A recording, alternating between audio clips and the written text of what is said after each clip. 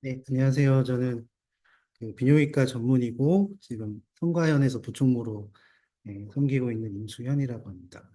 그 HIV 통계 분석은 저희가 매년 11월에 이렇게 조사를 해서 나누고 있는데요. 음, 통계 분석과 함께 오늘은 좀 뒷부분에서 동성애와 성병의 관련성에 대해서 같이 또 나누도록 하겠습니다. 매년 좀 찾다 보니까 이게 좀 패턴이 비슷해가지고 어, 뭐, 이 비슷한 패턴들은 좀 생략을 했고, 좀 새로운 내용 있는 거 위주로 하고, 그다음에 우리나라 그 통계 위주로 좀 하겠습니다. 그리고 중간중간에 좀 중요한 내용 있으면 다른 자료들 이렇게 섞어가지고 같이 말씀드리도록 하겠습니다.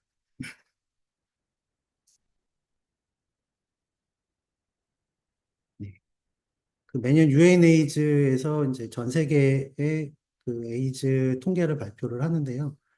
여기 보시면 이제 작년이죠. 2023년도 통계를 보시면 1990년부터 1990년부터 2023년까지 쭉 새로 진단된 HIV 환자들, 그 감염인들을 쭉 볼 수 있습니다. 그래서 그 2023년에는 130만 명이 새로 진단이 됐는데 작년하고 수치가 똑같습니다.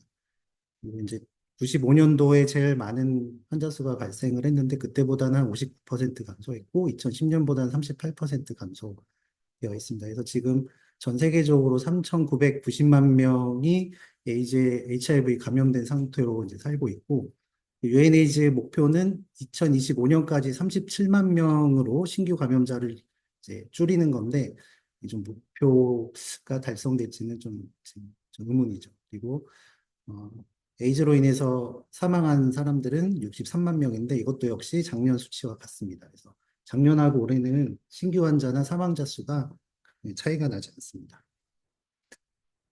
근데 이제 작년에 좀 특이할 점이 뭐냐면 이게 2022년 분포고 이게 2023년 분포인데 이 부분이 이제 그 아프리카의 그 사하라 사막 이남 아프리카 지역이 전통적으로 가장 많은 에이즈 그 감염이 발생하는 곳인데 지금 작년 2022년도에 130만 명 중에 66만 명이 이 지역에서 이제 발생을 해서 이제 그전처럼 이제 반 이상이 이 지역에서 신규 감염자가 생겼는데 작년에 처음으로 이 사하라 사막 이남 아프리카 지역에서 절반 이하로 좀 떨어졌습니다. 그러니까 이 지역 외에 그 HIV 감염인이 더 많다는 거죠. 그래서 여기 보면은 더하면은 64만 명 정도 되는데 130만 명 중에 64만 명이 이 지역에서 발생했고 나머지에서 좀 더 많이 발생을 했습니다. 그래서 여기 이 그 UNAIDS에서 분석하기로는 이 아프리카 지역은 워낙에 에이즈에 대한 그 감염 예방이나 뭐 활동이나 뭐 자금 지원이나 이런 게 잘 많이 하고 있고 또 워낙에 만연돼 있던 지역에서 예방 효과가 더 또 뛰어날 수도 있으니까 어느 정도 이렇게 예방 성과가 달성되었다고 평가를 하고 있지만 나머지 지역에서 더 많이 발생하는 것은 이 고위험군과 그들의 성 파트너들이 대부분 이제 증가를 하고 있기 때문이다.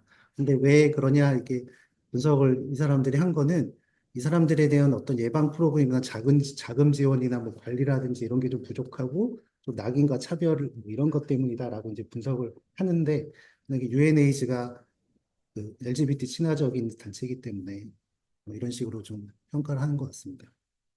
어디서 더 아프리카 더 줄었는데 다른 데서 늘었다는 얘기 아니겠지? 그러니까 똑같이 비슷하게 이제 전체적으로는 감소를 하고 이제 최근 들어 이제 그 신규 발생 환자가 이렇게 많이 늘어나지 않고 감소하는 추세인데 예전에는 이제 이 사하라 사막 이남 지역 아프리카에서 반 이상이 거기서 발생을 했는데 작년에 처음으로 다른 지역에서 더 많이 발생했고 그게 언제냐?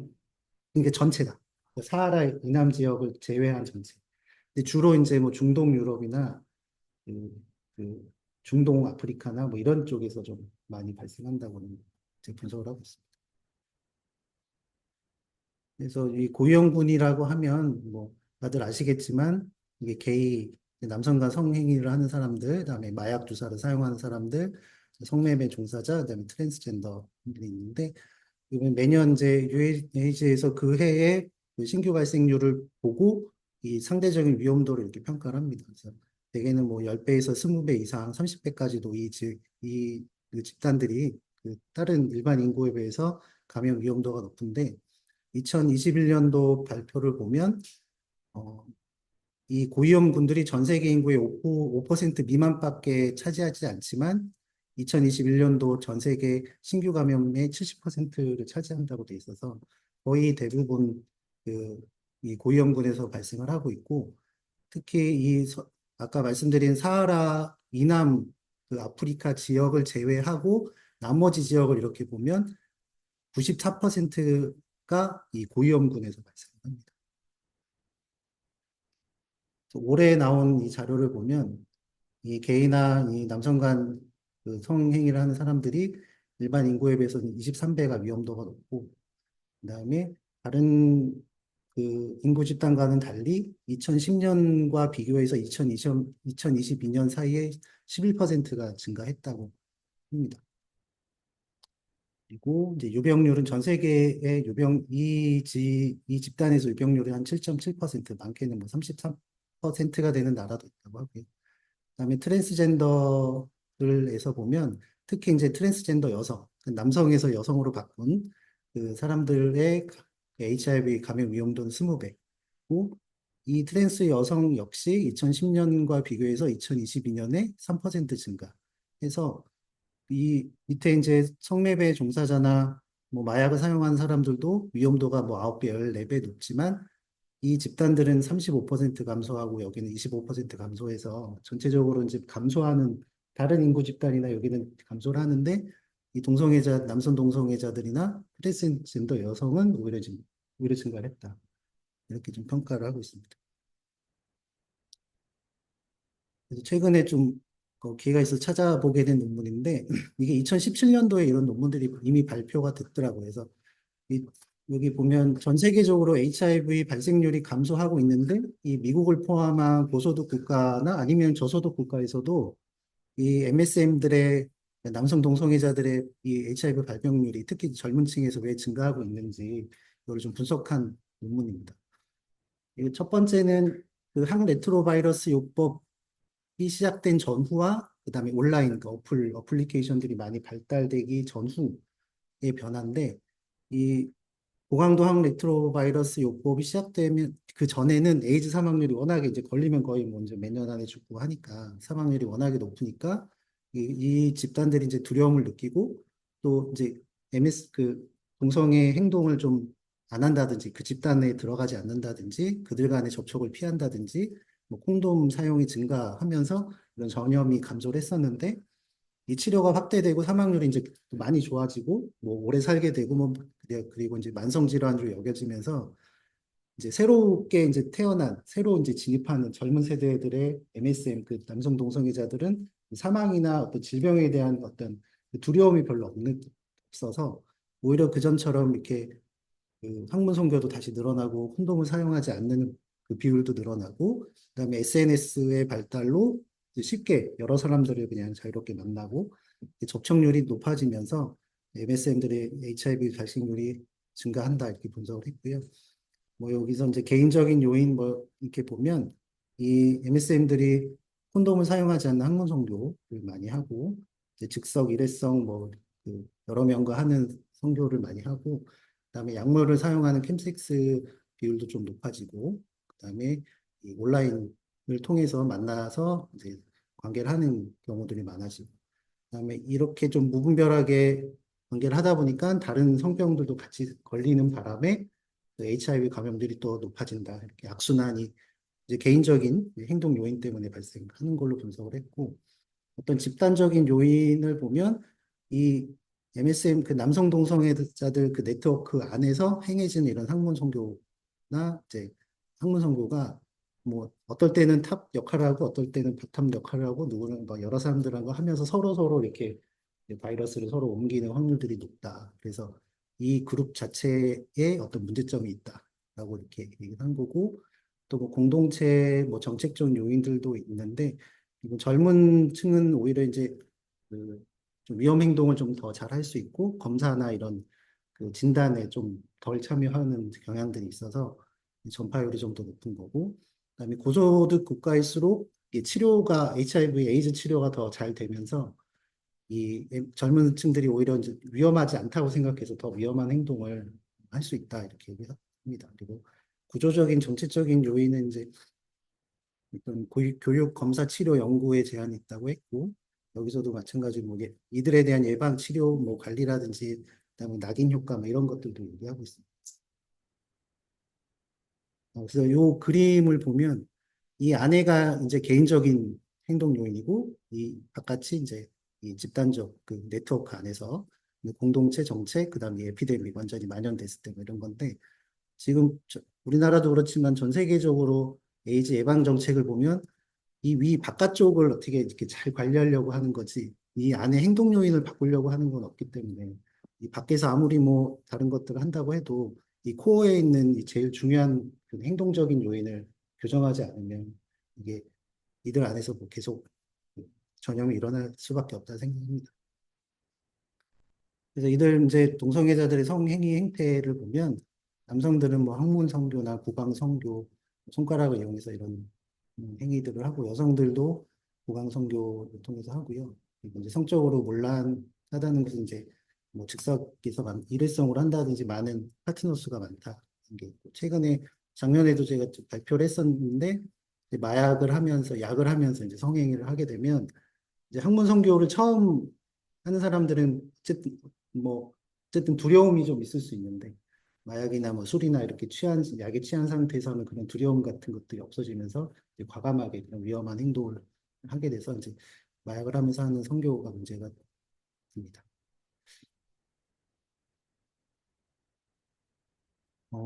그리고 요거 이제 그 미국 갤럽 조사인데 이게 동성애, 양성애가 정말 이게 사랑인지 제가 좀 요거 보면서 조금 다시 한번 확인을 했는데 여기 보시면 이 이야기들 최근에 많이 들으셨을 텐데 세대가 이제 최근으로 이제 지날수록 G세대일수록 이게 갑자기 이제 LGBTQ의 비율이 거의 5분 5명 중에 1명 뭐 이제 그 정도 비율로 이렇게 성소수가 그 LGBT 그룹이 많아졌는데 여기 보면은 주로 양성애자들이 굉장히 많아져요. 그래서 이 레즈비언이나 게이는 증가는 했지만 그 증가율이 이렇게 높진 않고 그다음에 이 전체적으로 전체 중에 많은 비율을 차지하지 않는데 이 양성애자들이 굉장히 증가율이 높은 걸 봐서 이게 뭐 그냥 물란하다 이런 생각합니다. 이게 뭐 어쨌든 양성애라는 거는 그 파트너가 최소한 둘 이상은 되고 여자와 했다가 남자와 했다가 뭐 이런 그 성향이기 때문에 이렇게 양성애자들이 유난히 이렇게 많아진다는 거는 어떤 사랑이나 뭐 이런 것보다는 진짜 육체적인 쾌락을 추구하는 그런 흐름이다라고 좀 생각이 됩니다. 그래서 뭐 이 에이즈가 잘 전파되는 이유 중에 하나가 이제 학문 성교가 제일 위험한 성행위인데 뭐 이제 학문의 조직상 그 특성상 잘 이제 늘어나지 않고 주변에 뼈에 근육들이 붙어 있고 뭐 점막이 약하고 여러 이유로 해서 외부에서 이렇게 그 성기가 이렇게 들어가게 되면 출혈이 잘 나고 잘 찢어지고 그다음에 근육이 약화되고 하면서 여러 질환들을 유발할 수 있고 반면에 이제 질은 뭐 그런 충격에 잘 버틸 수 있고 감염이 잘 일어나지 않도록 그렇게 구조적으로 잘 만들어져 있습니다. 그래서 이제 요즘에 학문 선교 유튜브에 많이 뭐 어떻게 하는지 방법에 대해서 동성애자나 뭐 심지어는 산부인과 뭐 의사들 여자 의사들도 그런 거를 막 어떻게 하면 안전하게 할 수 있다 이런 콘텐츠들이 있거든요. 근데 그런 거에 대한 비판하는 기사인데 이제 학문 성교가 불러올 수 있는 주요 질환이 변실금, 곤지름, 엠폭스, 에이즈 뭐 이런 의사들이 얘기를 했고 학문 그 학문외과 전문의들이 학문 성교를 절대적으로 말리고 싶은 거다. 즐긴 후에 치료할 대가가 크다라고 이제 경고를 하는 기사도 있었습니다. 근데 이게 학문 성교가 우리가 이제 보통 남성 동성애자들끼리만 하는 걸로 저희가 또 많이 생각할 수 있지만 여성에서도 이제 이성애를 하면서도 학문 성교가 최근에 증가한다고 합니다. 그래서 이거는 영국의 기사인데요. 2년 전 기사고 그 이성의 커플 사이에서도 학문 성교가 인기를 끌면서 영국 여성들에게 이제 건강에 문제가 있다라는 기사입니다. 그리고 이 학문 성교는 이제 알코올이나 약물 사용과 이 파트너가 많은 것과 관련이 있기 때문에 굉장히 위험한 성행위다라고 기사에서도 얘기를 했고요. 이게 이제 전국 조사를 보면 이성애적 학문 선교를 하는 그 16세에서 이 젊은 층들이 최근에 이제 늘어났는데 한 수십 년 동안 12.5에서 28.5%로 두 배 이상 증가했다고 하고 미국에서도 비슷한 그 연령층의 남녀의 한 30에서 45%는 경험을 해본 적이 있다.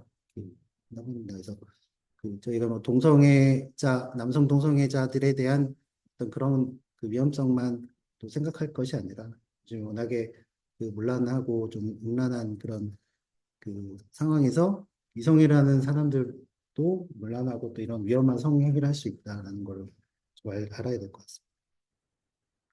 그래서 이런 그 HIV 감염 경로는 다들 아시겠지만 성접촉을 통한 게 가장 비율이 많. 우리나라에서는 99% 이상이고 성문 선교가 가장 위험한 행동이고요. 여기 보면 한 번 학문 선교를 했을 때 그 한 번의 성접촉으로 감염될 확률이 0.04에서 1.38%인데 이게 이제 한 10만 번 하면 만 번 하면 이제 만 번 했을 때 이게 학문 선교를 통해서는 이제 138 어쨌든 그러니까 어, 만 번을 해야 겨우 이게 걸릴 수 있다라는 의미로 저는 그렇게 선교를 한 만 번쯤 해야 한 1, 2%의 확률로 걸릴 수 있다라는 게 그렇죠. 그러니까 이것만 보면은 진짜 선교 횟수가 얼마나 많아야 되는지 이렇게 좀 생각이 되고요. 한번하면 1.39에 여기 이제 확률이 1.38이니까 1만 회당 1만 회 노출당 위험이 138이거든요. 그러니까 만 번을 하면 138번 걸릴 수 있다는 얘기니까 만 번을 해 그러니까 한 100번 한 100번 해야 그렇죠. 100번 해야 한두 번 걸릴 수 있다는 거니까 엄청난 관계를 많이 해야지 이것도 걸릴 수 있다. 없으면 100분이야 뭐. 근데 그게 이제 한 사람 뭐 내가 그게 아니라 여러 사람하고 한다고 생각하는 파트너가 있는 것 같고 그리고 이제 수혈 같은 경우는 이제 93%의 확률이지만 우리나라에서는 2006년 이후부터는 보고 사례가 없고 그다음에 그 주사기 사용도 0.6%로 생각보다 좀 낮습니다. 근데 최근 우리나라 증가하거나 조금 꾸준히 나오는 이제 추세고요. 수직 감염의 확률은 23%로 이제 감염이 될 수 있지만 우리나라에서는 2014년 이후에는 없습니다. 그래서 HIV 감염의 위험도는 이제 뭐 항문 선교 한 번 했을 때 1.38%의 확률로 감염될 수 있다라는 게 이제 통상적으로 알려져 있지만 여러 이제 경우의 수가 있습니다. 그래서 이렇게 이제 급성 감염기, 이제 상대방이 감염되고 뭐 내가 감염되든 상대방이 감염되든 한 12주 안에는 이게 급성 감염기인데 이때 내가 걸린지 모르고 누군가와 하게 되면 그 확률이 굉장히 높아집니다. 그리고 동반된 성병이 있는 경우에, 그리고 콘돔을 사용하지 않았을 때는 최대한 70%, 한 번 했을 때 70%까지도 그 감염 확률이 높습니다. 그래서 생각보다, 근데 이, 그 HIV에 걸린 사람들이 이 8주에서 한두 달 사이에는 내가 걸린지 모르고 이제 또 관계를 할 수 있으니까 아마 그런 경우에 좀 전파가 어떻게 잘 되지 않을까라는 생각합니다. 그래서 이제 우리나라 통계를 보시면 작년에 신규 감염인이 1,005명이고, 그 다음에 이 중에 이제 내국인이 75% 정도 되고요. 전체 남자는 여기 90% 정도가 남자인데, 내국인만 따지면 95.9%가 남자입니다. 그래서 내국인만 따지면 성비가 23대 1 정도 되고요. 그 다음에 이제 30대가 제일 많고, 그 다음에 20대, 40대 순이고, 이 20, 30대를 합하면 전체의 한 80% 정도를 차지합니다. 그 감염 경로는 이제 99.6%에서 성접촉이고, 이 중에 이거는 이제 자가 보고 응답이니까, 이제 이 중에서 54.3%가 동성 또는 양성 간 성접촉을 통해서 감염이 됐다라고 본인이 이제 얘기를 한 거죠. 그리고, 어, 신규 이 감염자 중에 진단 당시에 에이즈로 진단된 사람들이 한 17.4% 정도 되고, 그다음에 이제 사망 신고가 작년에 158명이 있었다고 합니다. 전년 대비해서 16명 증가했는데 요거는 그 몇 해 전부터 조금 누락된 사람 포함해서 해서 어쨌든 최근에 크게 차이는 나지 않습니다. 사망자는 대부분 남자고 여기 보면 60대가 제일 많고 그다음에 50대, 70대 이렇게 순인데 이따가 뭐 그래프 보여드리겠지만 60대 이하 그러니까 사망자 중에 60대 미만이 반이 넘습니다. 우리나라 평균 수명이 83세, 4세인데 이제 에이즈 지금 HIV 걸린 사람들의 반 이상은 60세 이전에 사망하는 걸 알 수 있습니다. 누적 감염인 수치가 이렇게 있고요.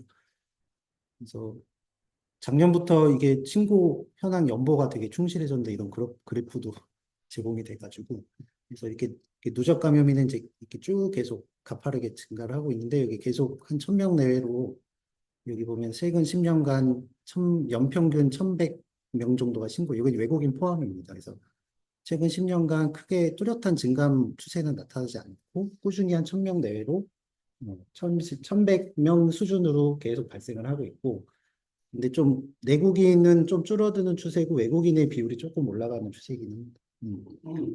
그리고 이제 여전히 남자의 비율이 높은 거고, 연령은 20, 30대가 해가 갈수록 그 비율이 증가하는 추세. 그러니까 젊은 층에서 계속 비율이 높아지고 있는 추세고, 그다음에 이제 진단 당시에 에이즈로 진단된 사람들의 비율은 조금씩 감소하는 추세여서 요거는 조금 긍정적인 면이죠. 좀 더 일찍 진단된다는 거를 의미하는 거고요. 그다음에 사망자 수 아까 얘기했지만 뭐 120, 140, 130, 뭐 150명 정도로 큰 변동이 없고 이게 생존 감염이 이렇게 계속 증가를 하고 있습니다. 그래서 뭐 1985년 처음 발생했을 때부터 쭉 작년까지 그래프고요. 보시면 한 2010년 이후 요때부터는 계속 1000명 내외로 계속 꾸준하게 발생을 하고 있고 이게 누적 감염인 수는 지금 22,787명. 그래서 아까 그 UNAIDS 그래프랑 완전히 좀 다르죠. 이게 신규 감염자가 이렇게 돼 있었는데 우리는 계속 이렇게 가고 있고 그래서 지금 1995년 대비 작년에 신규 감염자가 800% 정도 증가했습니다. 그래서 이렇게 뭐 증가하다 보니 이제 또 치료가 잘 어느 정도 되고 하니까 그 생존 감염인들의 연령층이 이렇게 고령화되고 있다는 거고요. 특히 요즘에 이제 젊은 층들의 20, 30대가 좀 많이 발생하다 보니까 이렇게 지금 이제 30대가 이렇게 가파르게 그 비율이 좀 많고 60대 이상에도 이렇게 가파르게 비율이 좀 많습니다. 그래서 이렇게 좀 고령화되고 이제 누적 감염이 많다 보니까 이것도 작년에 보여드렸던 거지만 최근에 그 에이즈로 인한 치료비 국가 지원이 이제 뭐다 100% 국가 지원이 되니까 10년 만에 한 2배 이상 증가했다. 그래서 여기 보시면은 음,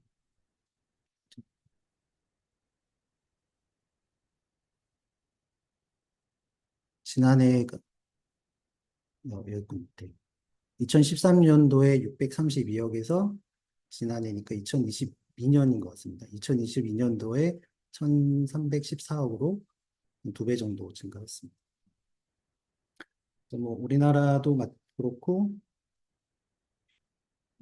미- 미국도 마찬가지인데 이게 좀 특이할 만한 게 2018년도 자료인데 이거는 이제 2018년도에 새로 감염 이게 분홍색은 그 시점에 그 성병을 가지고 있는 사람을 표시한 거고 이 파란색은 2018년도에 새로 감염된 사람을 표시한 건데 2018년도에 2,600만 건의 성병이 신규 새로 감염이 됐다고 이제 보고가 됐는데 이 중에 HIV 신규 감염은 32,600건으로 전체의 0.13% 정도 됩니다. 근데 치료비를 보면 거의 지금 80%가 에이즈 치료비로 사용이 된다고 합니다. 그리고 HIV 감염인 1인당 평생 직접 의료비는 42만 달러 정도 된다고 해서 지금 환율로 계산하면 한 5억 8천 정도 되더라고요. 그래서 걸리면은 이제 치료비가 평생 한 5억, 6억.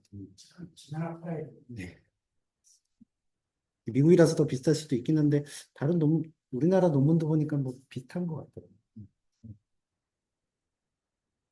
요거는 그냥 연령별로 쭉 좀 그래프를 만들어 본 건데, 아까 말씀드렸지만 요 젊은 층, 요 갈색까지가 40대거든요. 40대까지, 20대, 30대, 40대가 계속 비율이, 예, 신규 감염자에서 비율이 높아지고 있습니다. 이것도 뭐 비슷한 그래프여서 넘어가겠습니다.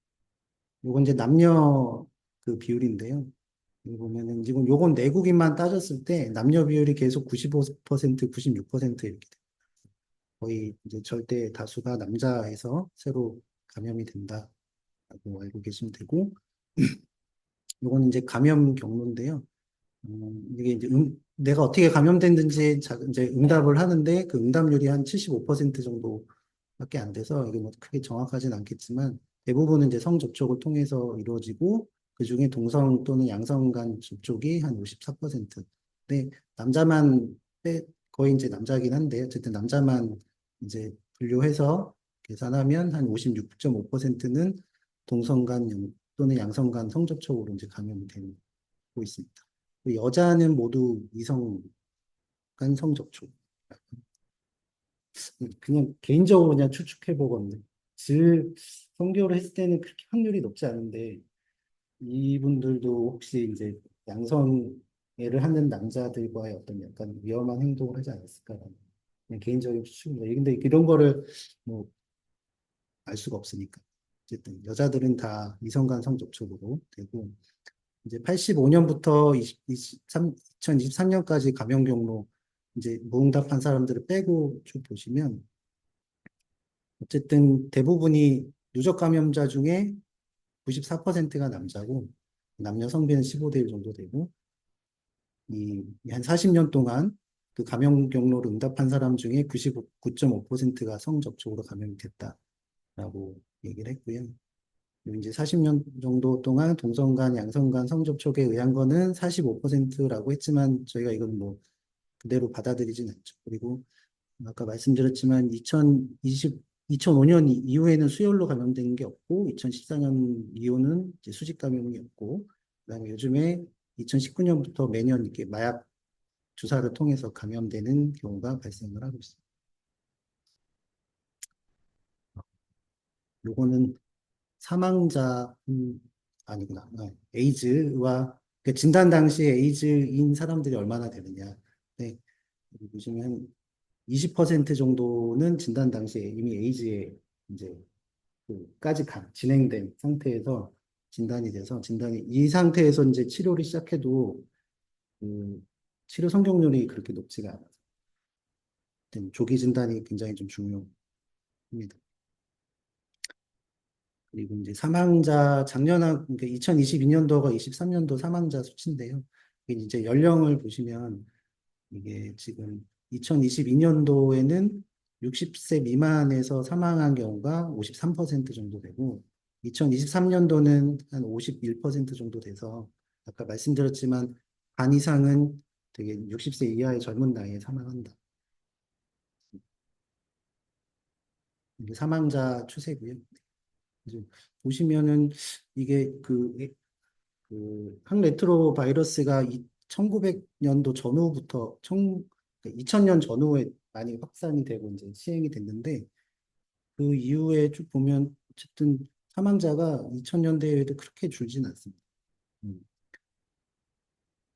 그래서 HIV 감염인의 그 환자의 수명에 대한 논문들을 좀 찾아봤는데 어쨌든 중요한 거는 지금 만성 질환으로 여겨지고 있지만 여전히 사망률이 일반 인구에 비해서는 많이 높고, 그다음에 평균 사망 시 평균 연령도 굉장히 좀 젊습니다. 그래서 국내 연구에서는 사망 시 평균 연령이 54.4세였고, 일반 인구보다 6배 정도 사망률이 높고, 영국 연구에서도 일반 인구보다 5.7배 정도 사망률이 높고, 여기서는 좀 연구 시점이 조금 이전이긴 한데, 그래서 그런지 사망 시 평균 연령이 43세였습니다. 가장 최근 일본 연구 보면 이제 6배, 일반 인구보다 6배 사망률이 높고, 일찍 진단이 돼서 치료를 받는 경우에도 이제 사망률이 일반 인구보다 4배 높다고 합니다. 그리고 이제 스페인 연구도 보면, 음, 요 기간에 2014년, 18년도에 포함된 이 환자들도 치료를 받았음에도 불구하고 여전히 그 일반 인구보다 7.4배 정도 사망률이 더 높다고 합니다. 미국 연구도 마찬가지로 이제 일반 인구보다 4배 정도 사망률이 높습니다. 근데 이렇게 HIV 감염인이나 뭐 에이즈 환자의 수명이 왜 좀 짧고 사망률이 높은가를 좀 분석을 해보면 진단 시 나이가 너무 젊다. 대부분 뭐 20, 30대에 진단이 되니까 20, 30대에 진단돼서 뭐 3, 40년 꾸준히 잘 받는다 해도 뭐 5, 60세까지 막 이렇게 계속 치료받으면서 살아야 되니까 그래서 이미 이제 걸려서 병이 시작되는 단계가 너무 이르다. 그래서 기타 무슨 당뇨나 고혈압이나 우리가 비교하는 만성질환과는 다르게 발병 연령 자체가 다른 만성질환보다는 2, 30년 이상 좀 이른 나이에 발병이 되니까 뭐 어쩔 수 없이 뭐 치료를 잘 받아도 음, 그 수명이 좀 짧다고 볼 수 있겠습니다. 그리고 이 진단이 늦어지는 경우가 많고 진단이 안 되는 경우도 많습니다. 그래서 한 연구에 의하면 감염돼서 진단되기까지 평균 기간이 7년인데 여기서 뭐 표에 이제 HIV 자연 경과를 보면 7년이 지나면 이미 이 CD4 T셀이 많이 뭐 한 200 가까이 떨어져 있는 시점이기 때문에 진단이 7년 뒤에 감염되고 나서 진단이 7년 뒤에 되면 그때 치료를 시작해도 그 치료제가 잘 안 듣고 성공률이 좀 낮을 수밖에 없어서 그래서 좀 안 좋고 그다음에 HIV 감염 자체가 노화를 촉진한다는 연구들이 있습니다. 그래서 HIV 감염 자체가 그 노화를 촉진해서 그 수명이 5년 정도 단축한다는 건 논문이 있고요. 그다음에 세포 단계에서 T세포의 노화를 2, 30년 정도 이제 노화를 촉진시킨다. 결과들이 있습니다. 제가 찾아보다가 제가 넣지 못했는데 일반 인구와 에이즈 환자, 그 HIV 감염인이 똑같이 이제 어떤 흡연을 했을 때 폐암에 걸릴 확률이나 뭐 폐암으로 사망할 확률이 더 높다고 합니다. 그런 게 다 이런 거랑 관련이 있지 않을까요? 네, 이제 이게 매일같이 약을 계속 꾸준히 먹어야 되는데 이게 수능도가 이렇게 떨어지거나 추적 관찰이 또 중단되는 경우도 또 있어서 이제 하루 며칠 이제 그럼 약물 복용을 중단하면 다시 바이러스가 활성화되니까 그 사이에 또 전염력이 높아질 수도 있고 다시 좀 면역력이 약화되고 뭐 이런 일들이 생기니까 예, 사망률 이런 이제 수명이 짧은 원인이 되고 또 이게 약물 저항성이 있어서 뭐 예, 바이러스가 약물에 저항이 나타나면 뭐 약을 바꾸고 뭐 해도 또 이런 것도 영향을 받는다고 합니다.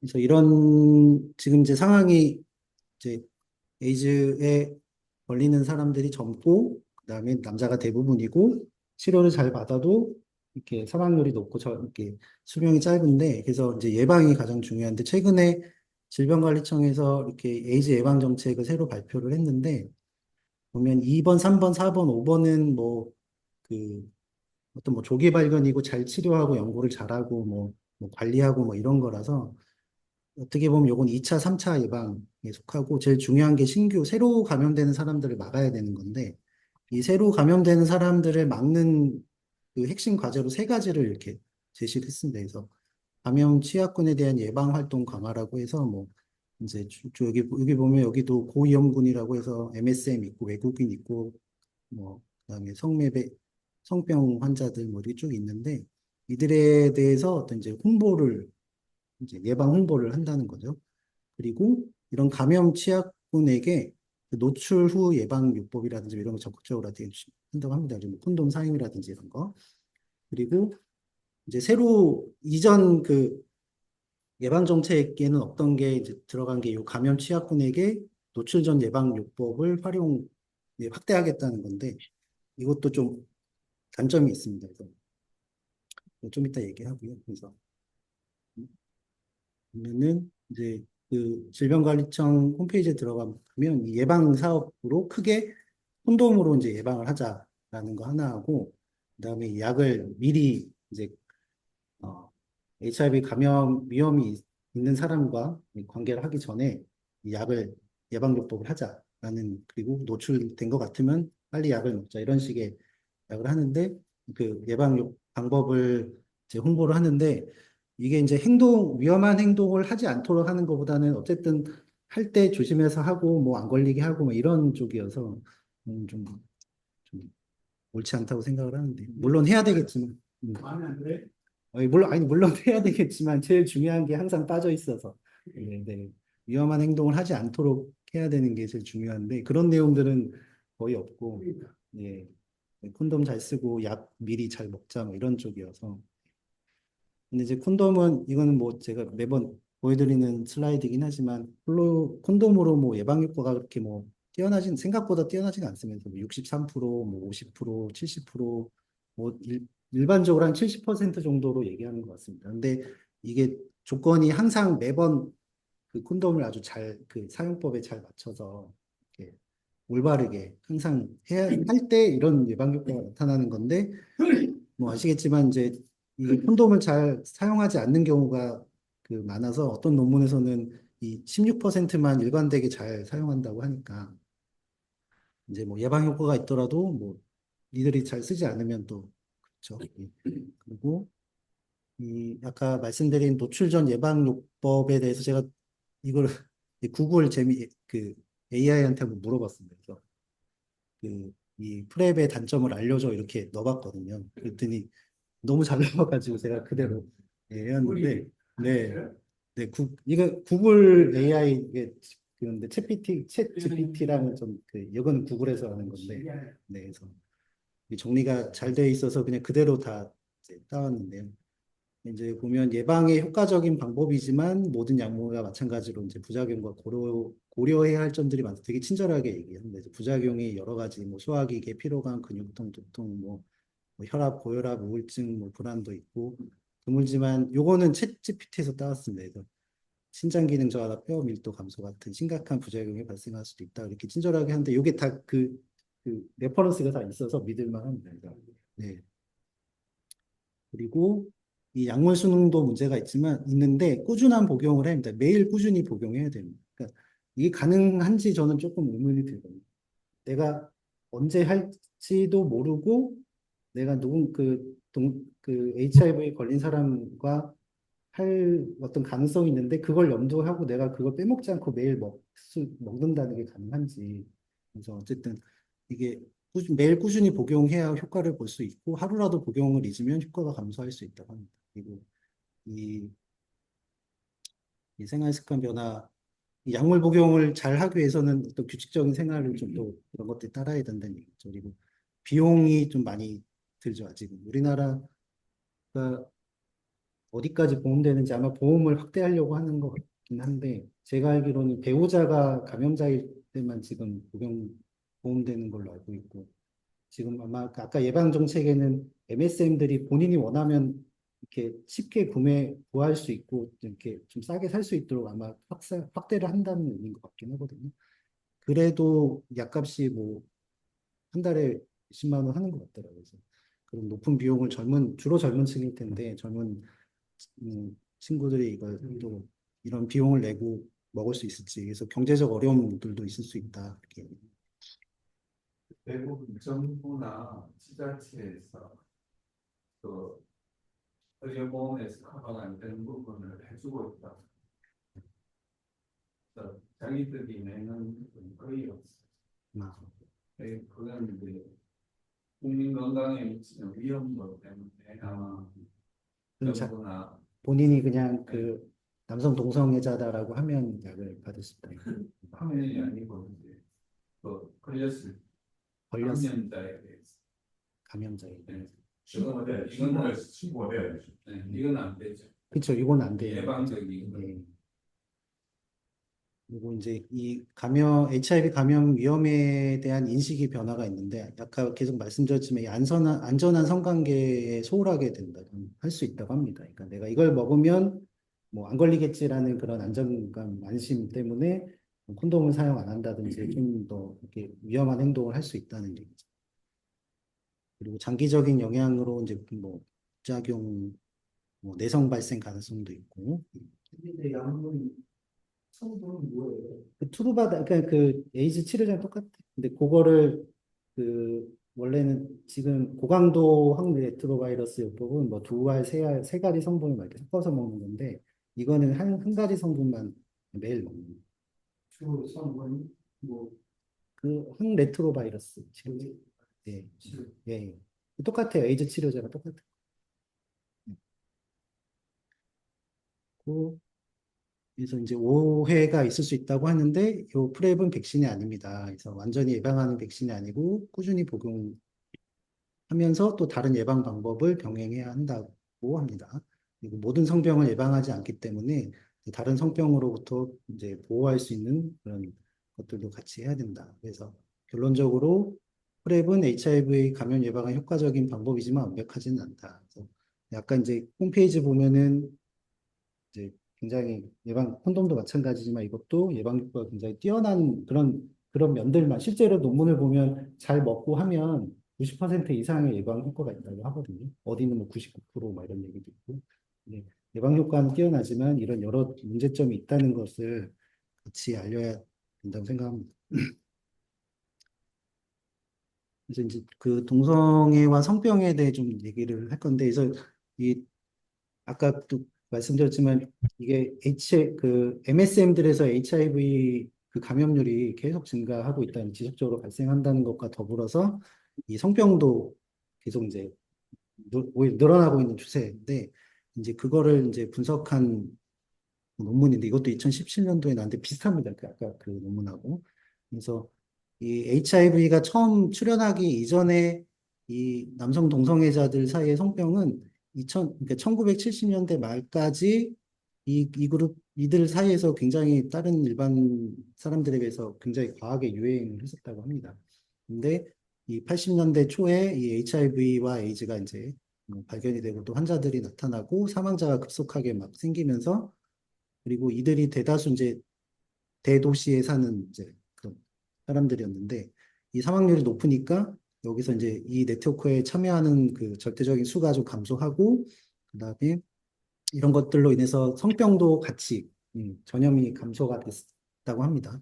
그리고 이런 불안감 때문에 개인들의 행동 변화가 일어나서 이제 성 파트너 수도 감소하고 콘돔 사용도 증가하고 어떤 자신의 이제 건강 관리나 무슨 검진이라든지 이런 것도 많아지면서 이 시기에 그 성병이 전체적으로 많이 전 세계적으로 감소를 했는데 1995년부터 2010년 요 사이에 다시 이제 많아지게 된 원인이 이것도 이제 그 항레트로바이러스 요법이 잘 되면서 이제 사망률이 떨어지고 하니까 이제 사람들이 다시 또 그 동성애적인 행동을 하고 뭐 파트너 수가 많아지고 콘돔 쓰지 않고 이런 위험한 행동들이 많아지니까 그래서 성병도 덩달아서 이제 이들 MSM 사이에서 많아졌다. 얘기입니다. 그리고 아까 말씀드렸지만 2000년대 초반에 성적으로 활동적인 새로운 이 MSM 집단들은 아예 이제 인식 자체가 달라가지고 그 에이즈에 대한 그 무서움이 아예 없는 아이, 그러니까 그런 인식이 별로 없는 새로운 세대들이 나타나서 이제 위험 행동이 증가하고 그다음에 이제 인터넷과 스마트폰, 이 SNS 어플리케이션을 통한 이 만남들이 또 무분별하게 나타나면서 많아지고 있다. 이렇게 분석을 했고요. 그래서 요게 2017년도에 쓰인 논문이니까 요 2011년부터 2016년도에 요때의 상황을 보면 MSM 사이에서 매독, 임질, 클라미디아 같은 이제 성병들이 증가를 했고 이제 임질 같은 경우는 이제 항생제 내성 있는 균주들도 뭐 클라미디아도 마찬가지고 요즘에도 저희 이제 성병 지침이 조금 바뀌었거든요. 이제 그 내성균들이 많이 나오니까 약에 대한 지침들이 조금씩 바뀌고 있는데 그런 이제 내성균주들이 좀 나타나고 음, 그리고 이 프랩이 널리 사용되면서 이런 성병이 더 증가할 가능성이 또 있다. 이렇게 얘기해요. 요건 그래서 2020년도쯤 되면 어떻게 될 것인가라는 거를 이제 예측을 했는데, 보면 이제 좀 암울하다. 증가할 가능성이 많다. 낙관적이지 않다라는 얘기고요. 이 성병 증가는 이 대도시에 더 많을 것이다. 왜냐면 이게 밀집돼 있고, 이제 파트너 수가 많고, 이게 막 이런 것들 때문에 도시 지역에 더 두드러질 거라고 얘기를 했고요. 그리고 이제 새로운 병원균이 출현할 수 있다. 뭐 이런 그런 경각심을 가져야 된다고 이때 얘기를 했더라고요. 그래서 이, 이 요거는 CDC의 그 미국 질병관리 그 센터의 그 성병 지침인데요. 여기 MSM과 성병의 위험성들을 보면 계속 반복되는 얘기입니다. 그래서 뭐 많이 여러 사람과 많이 하고 모르는 사람과 하고 뭐 콘돔 없이 하고 항문 성교하고 약물 쓰고 하면은 뭐 온라인 사이트 통해서 성병의 위험성, 뭐 HIV 위험성이 높다. 그리고 매독 감염이 흔하고 인질도 증가하고 있고 항생제 내성이 보일 가능성 높고 그다음에 그 인유두종 바이러스, 그 HPV 바이러스 감염도 많아지고 있다.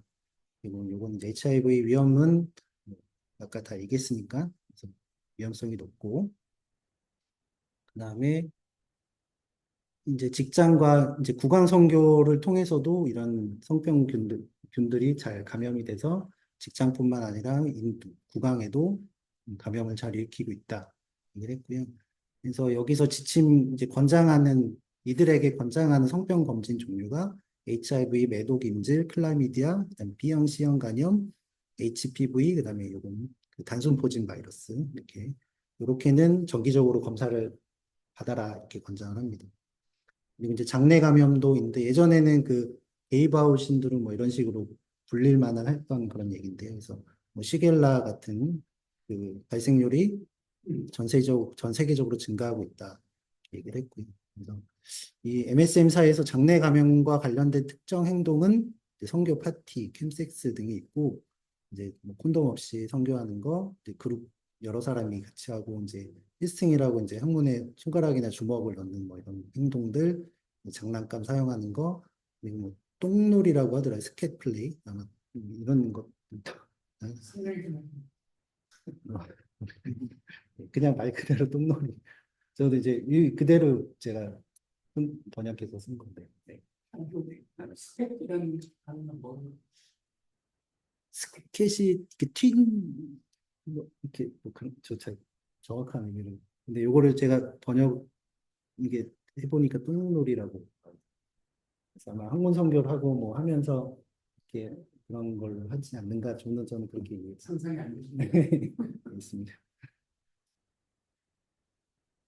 이제 강론으로 보면 이제 매독 이제 흔한 거 좀 중요한 게 몇 가지만 보면 매독은 이제 유럽, 미국, 한국 다 뭐 증가하는 추세고 최근에 이제 뉴스에 뭐 일본에 뭐 많이 나온다 뭐 이런 얘기 뉴스들이 워낙에 많이 나와서 매독은 이제 증가하는 추세인데 이게 2022년도에 유럽 같은 경우 매독 환자의 74%는 이 MSM이었다고 하고 이 발병률이 남성이 여자보다 이제 8배 높고 이 젊은 층에서 많고 2013년부터 2022년 사이에 많이 증가했는데 그것은 MSM에서 감염이 증가했기 때문이라고 이렇게 보고가 되어 있습니다. 그리고 미국도 비슷합니다. 그래서 이제 남성에서 매독 발병률이 증가하고 주로 MSM에서 감염이 증가했기 때문이라고 했고요.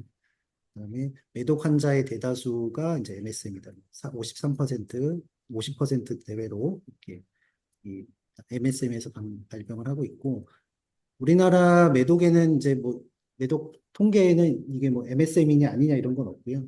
그냥 뭐 이제 남성이만 좀 더 남성이 73%로 더 많다. 그리고 젊은 층에서 많이 발병한다.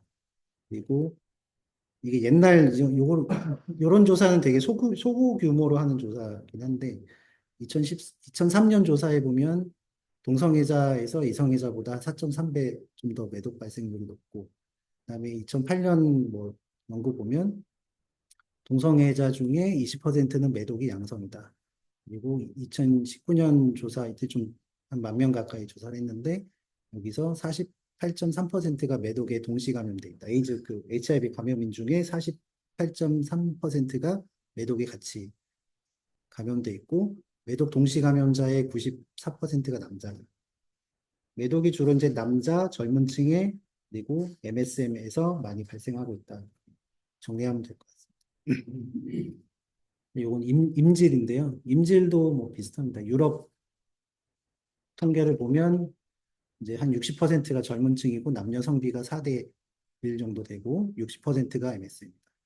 미국도 뭐 비슷합니다. 그래서 남성에서 발병률이 높아지고 있는데 이는 이 남성 동성애자와 양성애자 그리고 남성에서 주로 이제 다 이제 증가했기 때문이다. 이렇게 얘기를 했고요. 2021년 이 임실 환자 중에 MSM이 35.5%로 가장 많은 비율을 차지했다고 합니다. 그래서 이렇게 연도별로 보면 쭉 이렇게 남자가 이렇게 올라가는데 여기 이 MSM이 유난히 이렇게 올라가는 이 영향을 받아서 남자들에게 좀 많이 증가하고 있다 이렇게 보면 될 것 같습니다. 그다음에 이게 HPV라고 이제 인유두종 바이러스 아닌 뭐 사람 유두종 바이러스 이렇게 얘기를 하는데 주로 이제 뭐 피부에는 뭐 사마귀 종류 일으키고 양성으로는 뭐 생식기 주변이나 항문 주변이나 이런 데 이제 사마귀를 유발하는 건데 이제 여성분들한테는 자궁경부암을 유발하는 바이러스고 그래서 요즘에 이제 가다실이나 뭐 이런 그런 예방접종 국가적으로 하는 그런 바이러스입니다. 근데 이게 남자에게서 이제 항문암을 잘 유발을 하는데 일반 인구에 비해서 동성애자들에게 항문암의 발생 비율이 17배 높고 그다음에 HIV 감염인에게 경우에는 일반인보다 항문암 발생률이 25에서 30배 높습니다.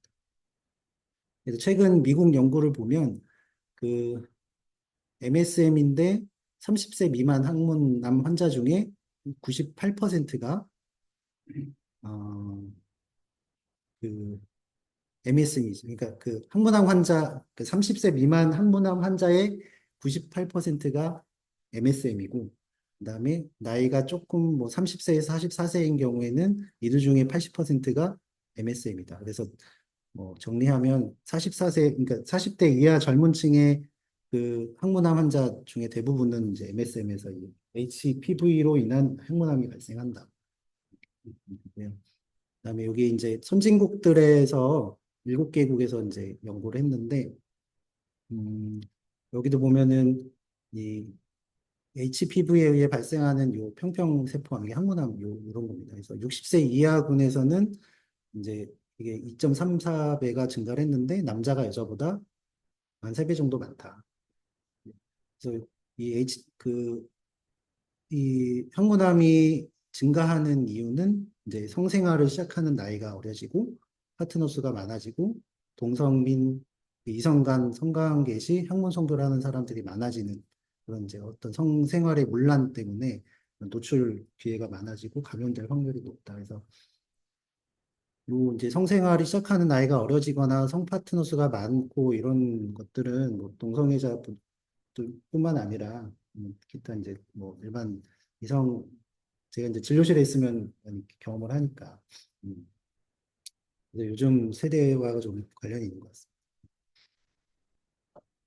그다음에 A형 간염은 뭐 몇 년 전에 이제 이런 게이 퍼레이드를 통해서 유럽에 많이 확산됐던 그런 감염이고요. 이게 이제 주로 대변 구강 음, 통해서 아니면 오염된 음식이나 물을 먹었을 때 감염이 되는데 대부분의 선진국에서는 이 고위험군들이 여행객, MSM, 약물주사, 노숙자. 그러니까 이게 무슨 뭐 오염된 음식을 먹어서 이게 발생하는 게 아니라 어떤 사람들끼리 접촉을 통해서 이제 감염이 되는 경우가 많은 거죠. 이 선진국에서는. 그래서 이 위험 요소가 이제 구강 항문, 손가락 항문 성교, 그다음에 여러 명과 관계하는 경우, 다른 성병과 동반 감염돼 있는 경우, 뭐 데이트 앱, 그러니까 어플 사용하는 경우, 그다음에 게이 사우나나 클럽 등을 방문했을 때 잘 발생할 수 있고 확산될 수 있다. 그래서 요게 이제 유럽에서 이 페스티벌이 있었을 때, 요 단기간에 한 1년 요 사이에 이 MSM들 사이에서 대규모로 이 여러 나라에서 4천 건 이상 이제 확진된 경우가 있었습니다. 그래서 이 동성애자 커뮤니티 사이에서 동일한 유전자형의 바이러스가 전 세계적으로 확산되는 게 관찰이 돼서 이들 사이에서 이제 이 네트워크 안에서 이 바이러스가 이제 전파됐다는 의미죠. 그리고 이제 이 WHO에서 이제 미국이나 유럽에서 이제 동성애자 축제가 있을 때 조심해야 된다. 예방접종해라. 뭐 이렇게까지 얘기를 했던 거죠. 그다음에 이제 새로운 게 이제 아까 얘기 새로운 어떤 병원군이 출현할 수 있다. 뭐 했던 것 중에 하나인 것 같은데 이게 원래는 이, 이 아프리카 열대 우림 지역에서 그 주로 발생하는 풍토병으로 돼 있었는데 주로 이제 동물에서 유래하고 인체 감염이 조금씩 있긴 했지만 이게 전에는 지속적인 사람 간 전염이 가능하다고 생각하지 않았던 그런 바이러스라고 합니다. 근데 2022년 5월부터 유럽의 여러 국가에서 이 동물 및 이 지역, 풍토병 지역과는 관련 없이 대규모의 이 전염이 유행했던 것이 이제 보고가 됐었는데, 그래서 이 엠폭스는 이제 피부 접촉, 키스, 그리고 이제 성교를 통해서 사람 간의 전파가 이루어졌다고 하고요. 그리고 현재 발병 국가의 대부분 환자들은 그 게이나 양성이자 MS라고 WHO 홈페이지에 보면 이렇게 나와 있습니다. 이게 이제 전형적인 풍토병일 때 이 원숭이 도창의 요 사진이고요.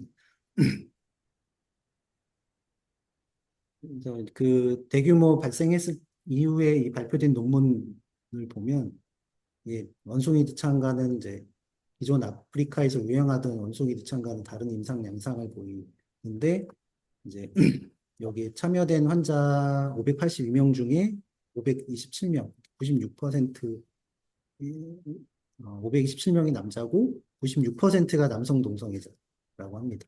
그리고 41%는 HIV 감염이 돼 있는 상태였고요. 발진 이런 수포가 주로 이제 생식기나 항문, 구강 쪽에 집중. 이렇게 사진 보시면 입 쪽이나 항문 쪽에 집중이 되어 있는 거라. 그래서 아까 그 임상 양상과는 다른 양상이고 감염자의 90%가 유럽을 방문했었다고 하고 이제 대규모 게이 축제나 이런 성관계를 갖기 위한 장소에 방문했거나 이제 이 마약을 사용하는 선교에 참여를 했다고 합니다.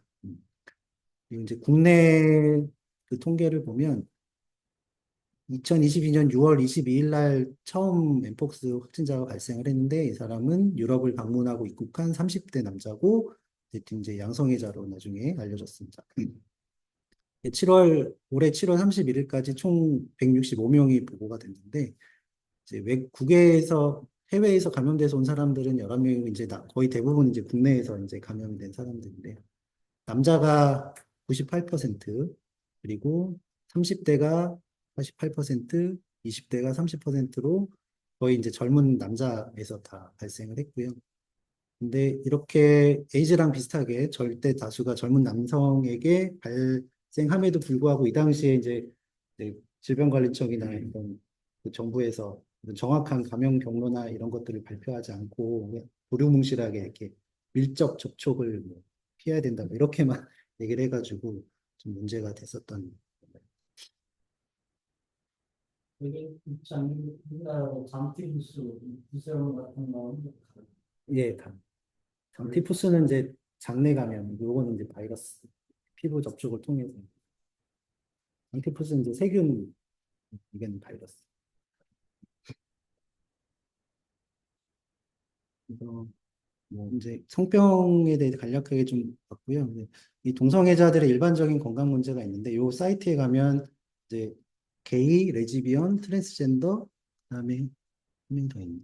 그 양성애자 이렇게 네 그룹이 뭘 조심해야 되는지 10가지를 이렇게 정리를 해놓은 게 있는데 이제 요약하면 요 정도 됩니다. 그래서 이들은 뭐 계속 나오는 얘기지만 에이즈나 감염 뭐 이런 성병들에 잘 걸릴 수 있으니까 그 예방 잘하고 진단 빨리 받고 치료 잘 받아야 된다. 그리고 레즈비언도 이성의 여성과 동일한 성병의 위험이 있으므로 주의가 필요하다. 이 말은 이제 그 여자끼리 어떤 관계를 하면 그런 성병 위험성이 별로 없다라고 그렇게 생각할 수 있지만 뭐 똑같다. 확률이 성병 그런 발병 확률이 똑같다는 얘기고요.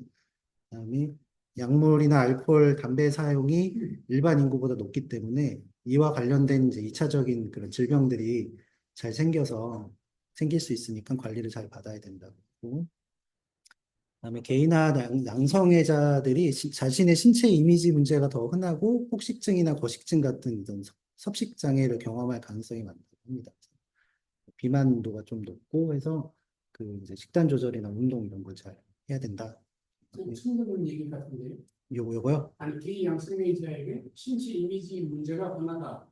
이제 저도 여기서 처음 봤어요. 네, 이건 무슨 얘기인지 뭐 근데 여기가 뭐 이 홈페이지 들어가면 최대 뭐 게이 LGBT와 관련된 의료 사이트라고 나와요. 신체 이미지 또 우리가 그 동성애자가 하더라도 신체적으로는 보기에 아무 차이가 없거든요.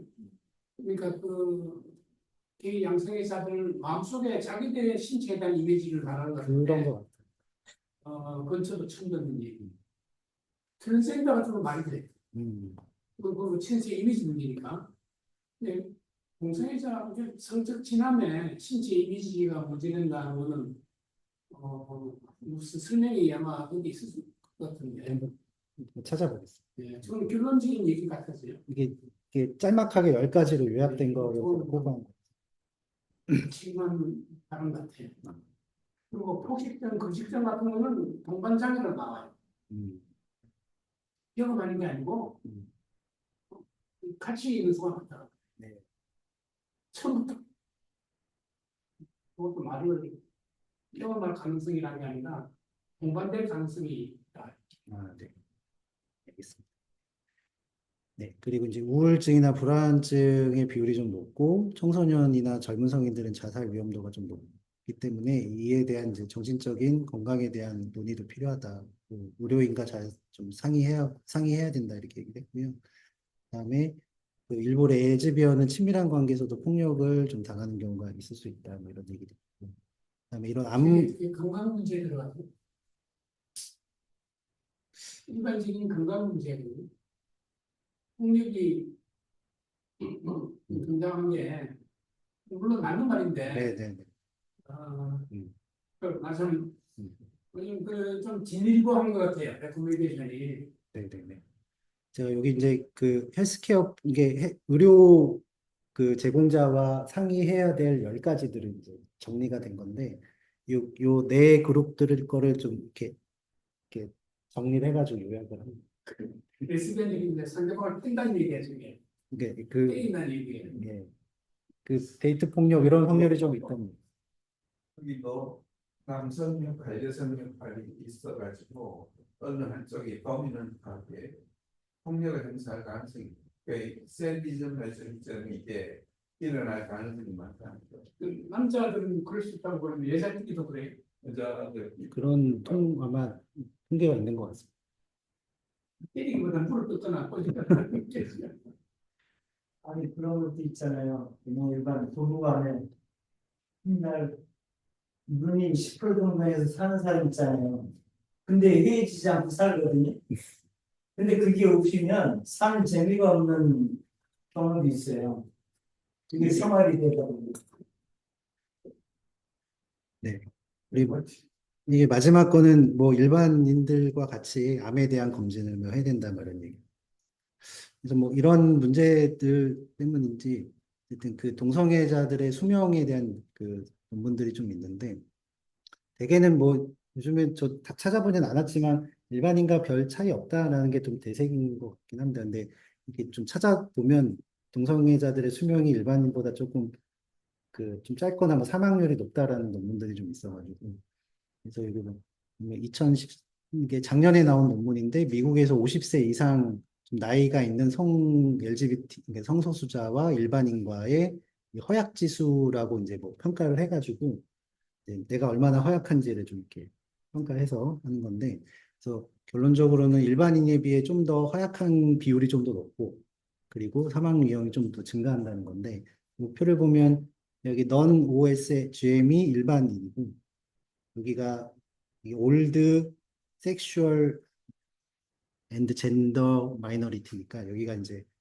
그 좀 나이가 있는 50세 이상의 성소수자 그룹인데 요게 이제 허약 지수가 좀 허약하게 나온 비율이 이 일반인들은 한 18%, 19% 정도 되는데 이 성소수자들은 한 25.6%로 그들 중에 좀 허약 지수가 높은 사람들이 좀 비율이 좀 높다. 그러니까 건강이 약간 안 좋은 사람들이 좀 많다는 뜻이고, 요거는 이제 사망 위험도를 측정한 겁니다. 그래서 이게 3.99가 이 그룹 안에서 건강한 사람들에 비해서 이 허약한 사람들이 사망 위험도가 한 4배 정도 높은데, 여기 이제 성소수자 안에서는 건강한 성소수자보다 허약한 성소수자가 사망할 위험이 한 6.3배 좀 높다. 그래서 이제 결론은 그냥 뭐 성소수자가 좀 허약할 비율이 좀 높고 좀 더 이렇게 사망 위험도가 좀 높다. 그렇게 나온 논문이고요. 요거는 이제 2001년부터 2011년도에 포함된 이 사람들을 통해서 한 건데 18세에서 15세 미국에서 연구가 됐고 2016년도에 발표가 됐는데 한 10년 기간 동안 한 16,000명 정도 조사했으니까 뭐 많이 조사한 것 같습니다. 그래서 이들의 성적 지향과 사망률을 평가했는데 에, 보면 성소수자가 이성애자보다 전체적으로 좀 사망률이 높은데 이 위험도가 한 2배 정도 높다는 겁니다. 제가 좀 짧게 요약해가지고. 네. 그래서 성소수자는 전반적으로 이성애자보다 흡연, 폭음, 뭐 정신적 문제, 비반의 그 비율이 높고 이 남성 동성애자들 같은 경우는 HIV 감염률이 높아서 아마 이렇게 위험도가 높은 것 같다 이렇게 분석을 한 겁니다. 그리고 이거는 이제 덴마크에서 한 8,333명을 대상으로 전국 코호트 연구를 한 건데 이건 2009년도 발표된 거고요. 1989년부터 2004년까지 이 동성 결혼 남성 커플과 여성 커플을 조사해서 이제 표준화 사망률을 조사한 건데요. 이 동성 남성 커플인 경우에는 이 95년 이전의 커플들 경우에는 이 표준화 사망, 일반 인구보다 사망률이 한 2.25배 정도 높고, 이 그 HIV 치료법이 도입된 95년 이후부터는 사망률이 이게 많이 줄어서 일반인보다 그래도 한 1.3배 정도 사망률이 높다. 이렇게 나온 거고요. 그다음에 그러니까 동성 그 레즈비언 커플인 경우에는 어, 일반 여성들보다 1.34배 정도 그 사망률이 좀 높다. 이렇게 나옵니다. 결론은 게이 남성의 사망률이 최근 현저히 감소했음에도 불구하고 동성 결혼을 한 이 덴마크 남성과 여성의 사망률은 여전히 일반 인구를 초과했다. 이렇게 결론. 그래서 이렇게 뭐 동성애자들의 건강 문제, HIV 감염이나 뭐 사망률이나 그다음에 성병 문제나 뭐 이런 것들이 분명히 동성애자의 그 어떤 그 위험한 성행동과 관련이 있음에도 불구하고 이런 뭐 인권 보도 준칙 같은 걸 통해서 동성애자와 어떤 에이즈나 성병이나 이런 건강 그 위험과 연관짓지 말라고 하니까 이런 기사들이나 어떤 그런 것들이 좀 잘 홍보가 안 되고 잘 알려지지 않는 게 좀 있고요. 그리고 성교육의 문제, 이거 전체적으로 보시면 알겠지만 성생활이 시작하는 나이가 어려지고 뭐 이성애든 동성애든 파트너 수가 많아지고 좀 위험한 행동을 하고 뭐 마약을 하고 술을 먹고 뭐 이런 전체적인 좀 건강이나 성생활의 문란함이나 이런 것들이 이런 포괄적 성교육이나 조기 성애와 같은 그런 교육에 영향을 받지 않나 해서 그리고 이제 제가 요거를 좀 찾아보니까 뭐 이 어린 나이에 가족의 형태가 매우 다양하다는 것을 가르쳐야 한다고 하고, 뭐 인권에 대해서 얘기할 수 있게 가르쳐야 한다고 합니다. 그리고 이 젠더와 생물학적 성을 정의하고 어떤 차이가 있는지 설명할 5세에서 8세한테 이런 거를 가르치려고 하니, 네, 이게 맞는 건지 저는 네, 그렇고, 뭐 9세, 12세에게는 뭐 음경이 질 속에 사정하는 성적 결합 형태의 결과로 임신이 발생할 수 있는 게 굉장히 너무 이제 좀 구체적으로 이제 표현을 하게 하죠. 네, 그래서 아이들한테 오히려 이게 뭐 그 절제력이나 뭐 어떤 추상적인 개념이 아직 성장이 안 된 아이들한테 이런 어려운 개념들을 자꾸 주입을 하고 이런 것들을 하는 게 오히려 내 호기심이나 무분별한 그런 행동들을 유발한다고 생각합니다. 그래서 5세, 8세에게 육체적 즐거움과 흥분은 자연스러운 인간의 감정이며 다른 사람과의 신체적 친밀감도 포함될 수 있으면 이해 가능하게 이렇게 하고 이런 것들을 가르치고 뭐 9세, 12세에게도 뭐 인간의 신체적 접촉, 키스, 만지기, 애무, 성적 접촉을 통해 쾌락을 느끼는 방식을 설명할 수 있게 가르친다. 네, 네. 그리고 동성애의 성적 매력을 느끼거나 그렇다고 믿는 사람들의 차별은 잘못된 것이다라고 이런 식으로 가르치도록 하려고 하는 거죠. 그래서 뭐 이런 성교육도 문제고 뭐 네, 그렇습니다. 제일 중요한 거는 이제 질병 예방하려면 제일 정확한 정보 제공을 해가지고 사람들이 알아서 잘 그 예방할 수 있도록 유도하는 게 제일 중요하고, 이제 나라에서 돈을 많이 쓰는 거는 주로 이제 조기 진단하고 치료 잘하고 뭐 이런 쪽에 집중돼 있으니까, 그거는 이미 걸린 상태에서 이렇게 하는 거는 좀 늦은 게 아닌가라는 좀 생각이. 음, 그래서 좀 정리를 하면, 이제 전 세계적으로 HIV 신규 감염이 좀 감소하는 추세이긴 하지만, 이 MSM과 트랜스 여성에게는 오히려 증가하고 있다. 그리고 MSM에서 HIV 감염이 증가하는 이유는 이런 학문 성교나 이런 위험한 행동들, 파트너 수가 많은 거, 온라인을 통해서 여러 명 뭐 즉석에서 만나는 것들, 홈섹스 등 이런 위험 행동과 이런 위험한 행동이 많은 요인을 차지한다. 그리고 우리나라에서는 HIV 감염인의 절대 다수가 남자고 신구 감염이 20, 30대에서 그 비율이 증가하고 있다. 그리고 치료법이 많이 발전했음에도 불구하고 사망률이 높고 수명이 짧다. 완치 불가능한 아직까지는 그런 감염 질환이다. 만성 질환이라는 그런 표현이 요즘에 이번에 중학교 교과서에도 그게 표현이 들어갔다고 제가 엊그저께 그 육진경 선생님인가 그 강의하는 것을 봤는데, 예. 그래서 교과서도 뭐 그런 식으로 들어간다고 하면 아이들이 에이즈에 대한 경각심이 이제 별로 없는 상태로 자라지 않을까 걱정이 됩니다.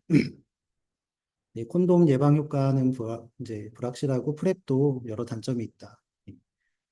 전 세계적으로 뭐 동성애자들뿐만 아니라 이성애자들에게도 이제 성병이 많이 노인층에서도 많이 증가하고 전체적으로 좀 성적인 문란함이 좀 만연하고 있지 않나라는 생각이 들고, 그럼에도 불구하고 이제 MSM에서 불균형적으로 이 성병이 많이 발생하고 있다. 그래서 뭐 제일 중요한 건 정확한 사실 전달을 해서 그 수수자 행동을 잘 조절할 수 있도록 이렇게 안창호 위원장 이게 이게 지금 쇼폼이 의원이 떠가지고 재밌어가지고 올렸는데, 이제 고민정 의원이 막 이렇게 공격을, 차별금지법이 통과되면 동성 그 에이즈가 확산된다는 게 뭐 말이 되냐, 소수인권 소수자 인권 침해하는 거 아니냐고 했더니 그런 걸 알려야 된다 이렇게 또 끝까지 주장하시는데, 그래서 여기 보면 알려야 국민들이 조심하시고 이 쇼폰 만든 사람이 이거를 자막을 든 거예요. 그래서 알려야 된다. 사실대로 알려야 된다. 예. 뭐 성교육은 가정에서부터 이루어져야 하고, 예. 그래서, 예. 쾌락의 유혹을 피하고 거룩한 성을 지키는 길은 이제 창조주 우리를 만드신 하나님이 만드신 대로 우리 몸을 잘 사용하는 방법밖에 없다는 생각합니다. 동청해 주셔서 감사합니다.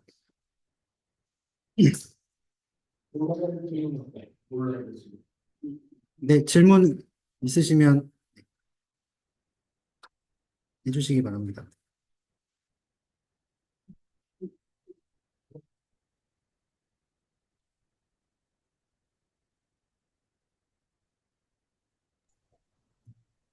아, 예, 김길수인데요. 스케이트가 정식을 보니까 이게 폭포 PDR 나누는데 배변 응급증이라고 그러는 네, 김길수 선생님 아, 예, 김길수 목사인데요. 강의 잘 소리가 들었고요. 여기서 안 들리죠. 뭐, 오늘 주제가 조금 또 비껴나긴 한데 늘 제가 좀, 저는 이제 전문가가 아니니까, 목사니까요. 잠시만요. 네, 말씀하십시오. 아, 예.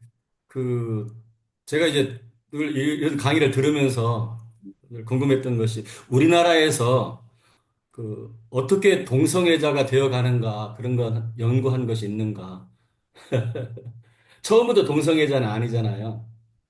그래서 학습을 통해서 된다거나 또 그 학습이 중독이 되거나 뭐 그런 식으로 제가 이제 기본적으로는 알고 있는데 그런 것이 맞는가 하고